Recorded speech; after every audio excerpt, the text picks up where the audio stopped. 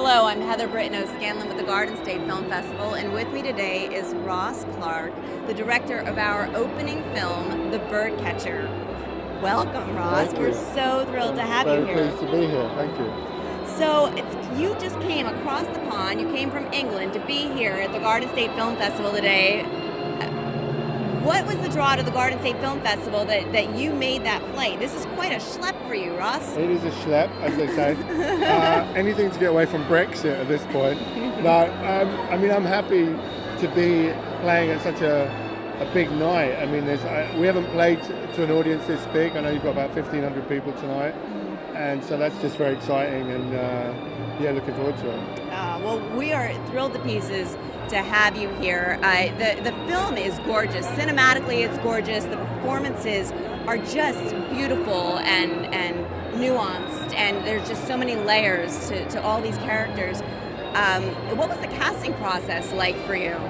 I mean, we had a great casting agent in Oslo because we made a decision pretty early on to be Scandi based, so not just Norwegian, but we had actors from Denmark and Norway and Finland, Germany.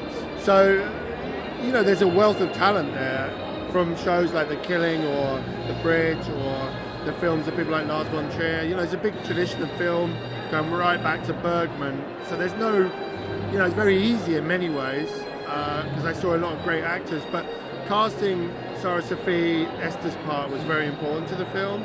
And she did an incredible audition with Jakob Sedvegran. They did an audition together, and the kind of atmosphere between them, as you see in the film, is fantastic. He's in a film called The Guilty, which is incredible. So, I think the secret to, people say, oh, how do you direct good actors? And I think the real secret to all of that is always in the casting. And it was.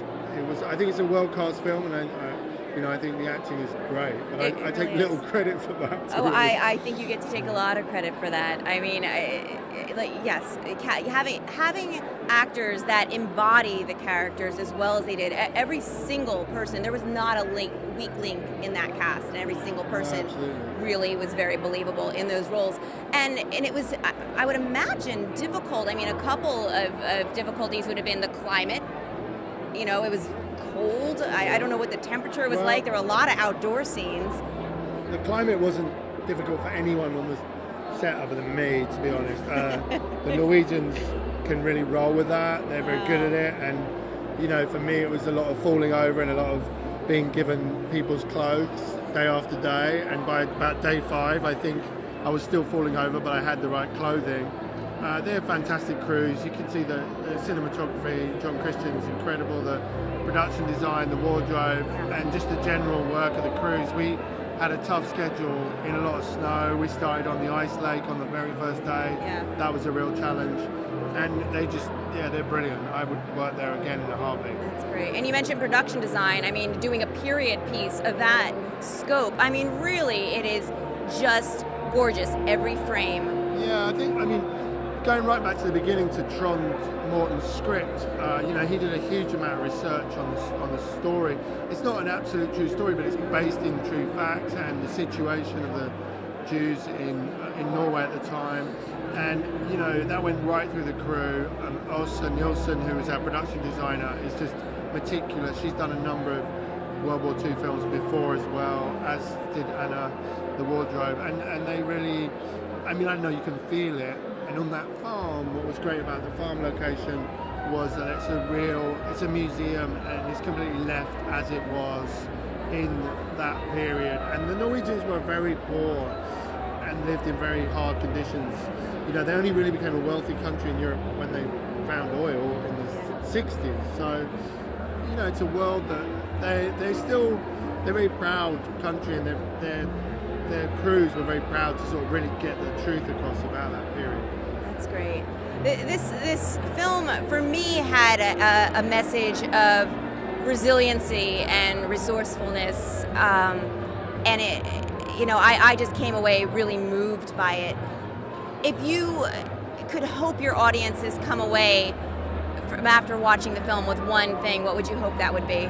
Well, I think you're right. It's about survival and resiliency and what will you do to survive. But I think even more than that, what I would ask the question is, what once you survive, what did you survive for, right? Like, why did you? What was the world you wanted to survive for? What kind of world will that be?